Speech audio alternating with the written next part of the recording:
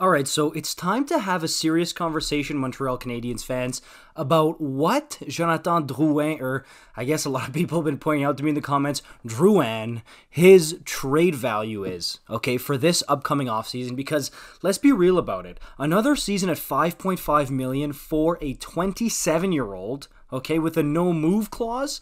Yes, there's a chance that he plays out this last year of his contract with the Habs, but given the fact that Kent Hughes has been out here wheeling and dealing, getting rid of as many bad contracts as he can, and as many kind of old regime players as he can. Look at guys like Lehkonen, like Toffoli, like Weber's contract. Drouin seems very likely to be one of the next ones to be moved, especially if he can get something for him.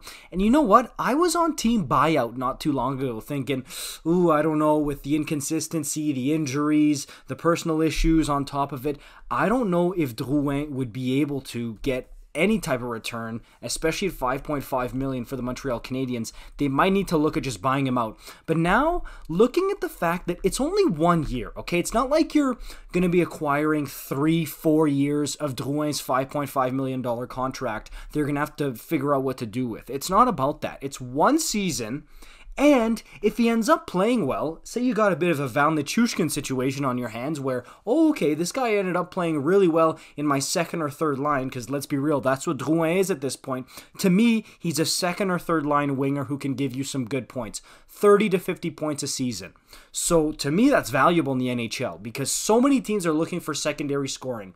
How many teams have primary scoring, like having McDavid and Draisaitl or Gaudreau, Tkachuk, and Lindholm, and then after that, it gets tougher to find scoring. I know Edmonton's figuring it out, but this type of player is very useful. So I absolutely think he could get some decent return from a team acquiring him, even with the uncertainty, because it's such a low risk. Just 1 year, and it's not like he was god-awful last year, okay?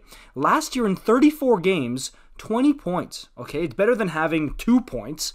So I do think that in a good situation, a breath of fresh air with 2 other good players, he could be a very solid second or third line winger. He's on power play unit 2, and he can give you some secondary scoring when the top guys are getting shut down. And again, at this point, we know what Drouin is. We've known, I'll say Drouin for both, so both parties are happy. We know what he is at this point, okay? He's a playmaker, but not an elite playmaker. We're not looking at somebody who was like Joe Thornton back in his heyday, okay, when he was in his prime. This is not that. This is somebody who has playmaking ability that's better than average, but not quite elite. So if you, again, I look at a team like Colorado, for example, and I know everybody's, oh, where do you get the cap space? Somebody like Colorado or even Tampa, as ironic as it might sound, like a contender that has to let go of players because they're playing their way out of that market. Like somebody like Blake Coleman, for example. He was great with Tampa, but the Flames paid him, what was it, $5 million a year, $6 million a year for 6 years? Tampa could not pay that. They need to go find Nick Paul, Brandon Hagel. They're going to need to keep recycling. Colorado's going to be in that same boat. Nichushkin's going to command a lot of money. Nazem Kadri's going to command a lot of money. Drouin is the type of guy that fills in on good teams like that, or teams who just need scoring and are willing to take a chance because they have cap space. I'm looking at teams like New Jersey, like Detroit. There are teams who will take the final year of this contract because of the upside potential there in Jonathan Drouin. This guy's a former 3rd overall pick. So, and he's shown flashes, okay? Like his career high is 53 points, and he has a 20-goal season under his belt, and another 53-point season in 18-19 with Montreal. He's got potential, he's shown flashes, and I really don't think it would be a huge deal for teams to take a risk on him. So to me, it's not crazy to say 3rd-round pick. Am I delusional? Am I on another planet when I'm saying maybe a 2nd-round pick for a team that's going to be really good?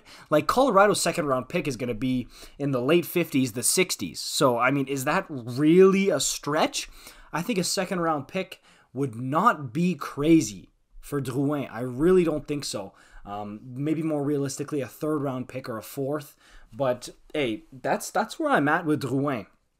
I seriously think he could fetch that kind of return, and Again, just because of the risk being so low for just 1 year. And I know that a lot of teams are going to go out and look for people. Okay, well, if we're going to pay 5.5 to Drouin, let's find somebody better to pay that money to first. But so many teams are going to strike out. There's only so many free agents on the market, only so many players who are willing to come play for certain places. People are going to look at Drouin and saying, hey, we struck out on this guy, this guy, this guy. What about Drouin? That's what we're going to end up with, and Ken Hughes is going to be waiting with a fat smile when that happens. Best believe it. Let me know what you guys think in the comments down below. Like, comment, subscribe. I'll see you in the next one. Peace out.